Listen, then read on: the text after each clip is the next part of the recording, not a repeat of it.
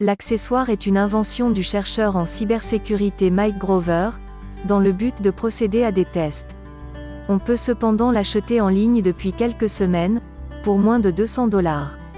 Mike Grover le destinait aux autres spécialistes de son domaine désirant effectuer des tests pour mieux sécuriser les infrastructures informatiques de leur milieu. Le câble en question permet de manipuler les appareils d'une manière limitée, en y insérant des codes malveillants. Il a la capacité de garder jusqu'à 650 000 frappes de clavier en mémoire, grâce à un enregistreur de frappes, Keylogger. Quand le câble est branché, il peut activer certaines options à une distance allant jusqu'à 2 km. Le Keylogger est un périphérique permettant d'enregistrer les touches tapées sur un clavier.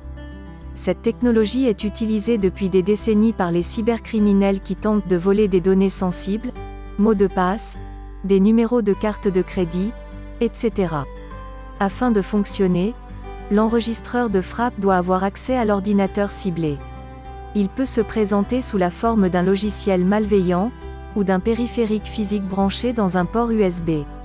C'est beaucoup plus discret qu'une clé USB.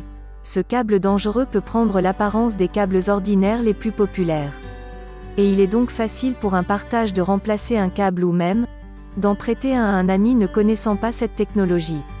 Sur la boutique en ligne proposant le câble OMG, aucune mise en garde n'est affichée et rien n'est en place pour valider les raisons de l'achat.